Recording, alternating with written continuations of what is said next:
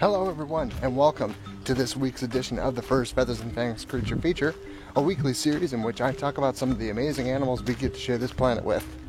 October is here, and that means, well, it means a couple things. It means that weather's getting cooler, everyone's jumping on the pumpkin spice bandwagon, baseball postseason is here, go Giants, and it also means that we're gearing up for Halloween. Now I figured that since Halloween is just around the bend, we talk about spiders. Now it just occurred to me, I said spiders a little enthusiastically. For anyone who knows anything about me, I am a serious arachnophobe. In fact, I dare say that spiders are my least favorite animal in the animal kingdom. It's something about anything that can touch 8 different areas at once. But spiders are animals, and I will talk about animals on this channel, as you've learned. So here we go. Spider creature feature. Now there are way too many species of spiders to get into particulars in this video. How many? It's estimated that there are 38,000 individual species of spiders that we know about, with the potential for thousands, maybe even tens of thousands of undiscovered spiders.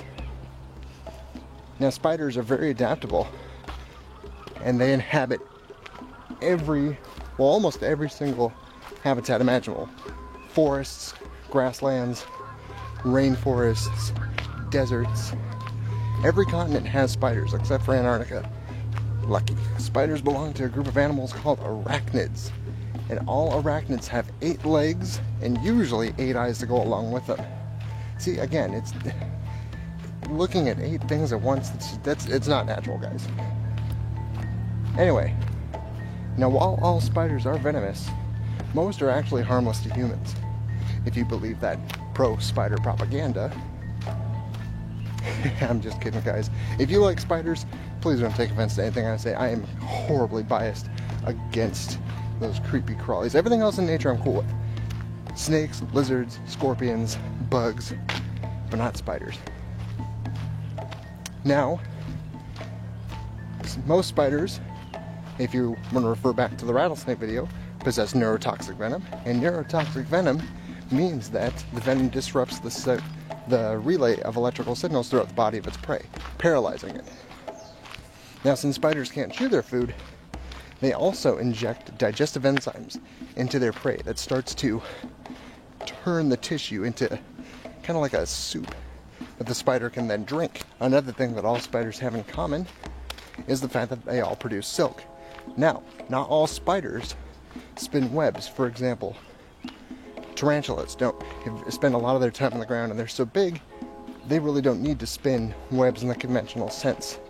They will lay little tripwires outside of their dens, and that'll let them know when a prey item is coming near. Now, speaking of spider silk, it is comprised of several different organic compounds, highly composed of vitamin K, and weight for weight, it is stronger than steel. It is estimated that a strand of spider silk as thick as a pencil would be enough to stop a 747 in flight.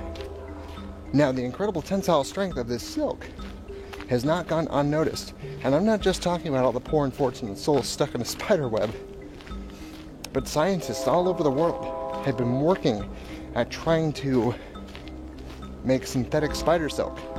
Now, they're doing this for a couple of reasons.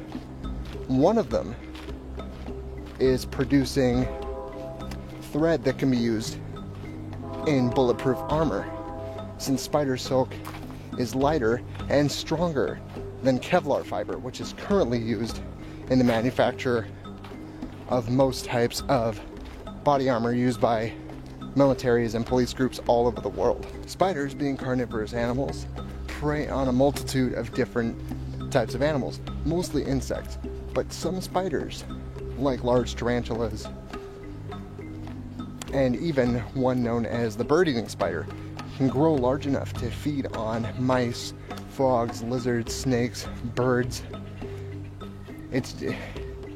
See, I can't talk about it. You'll notice I don't have visuals up for this week. I'm not going to Google search spiders. I am that much of a chicken. It scares me, alright? I don't want to look at the pictures. Sorry about that, now that I have my composure back. spiders, like I said, are carnivorous. They'll feed on insects, anything up to maybe a rat. And I did mention before that most spiders are harmless to humans, but there are a couple that can cause us a great deal of harm.